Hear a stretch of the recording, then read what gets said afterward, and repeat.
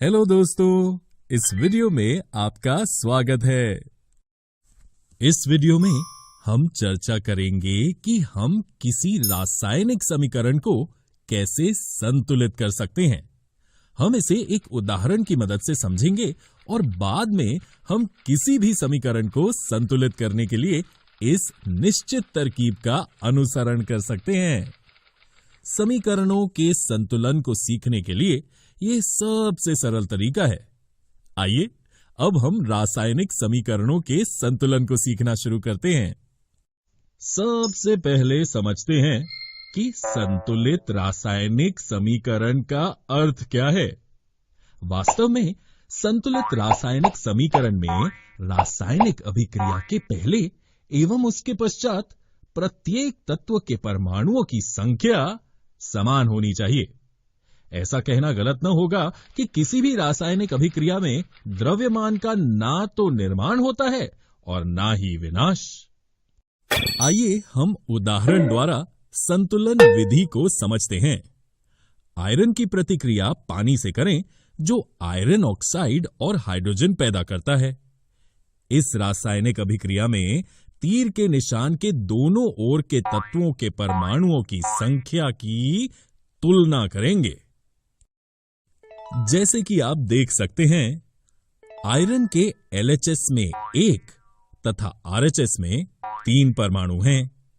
Hydrogen के LHS और RHS में 2 परमाणु हैं तथा ऑक्सीजन के LHS में 1 और RHS में 4 परमाणु हैं।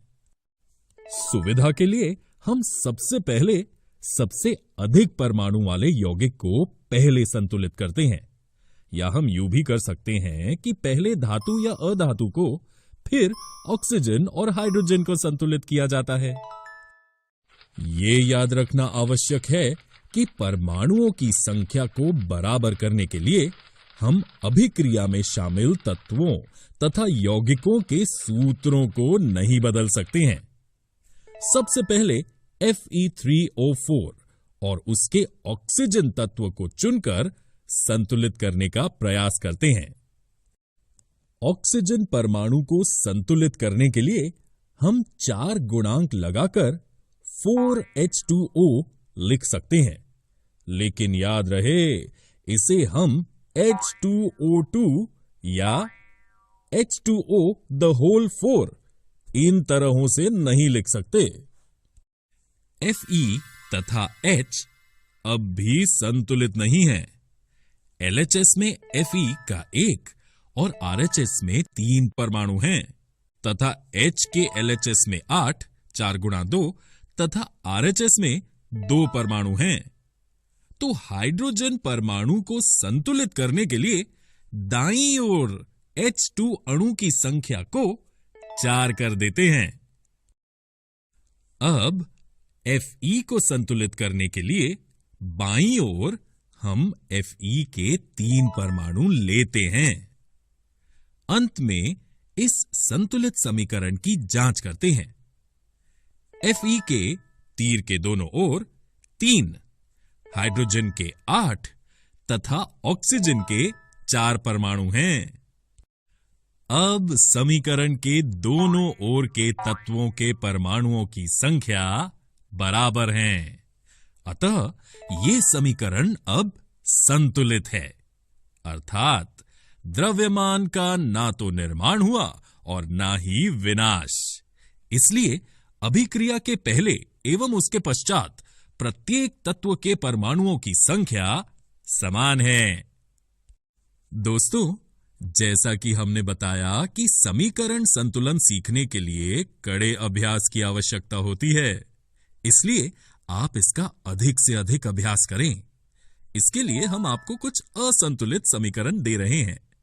वीडियो को रोककर इनका बताई हुई विधि से संतुलन कीजिए और फिर अपने उत्तर का मिलान कीजिए। इस अभ्यास के बाद आप किसी भी समीकरण को स्वयं सरलता से संतुलित कर पाएंगे।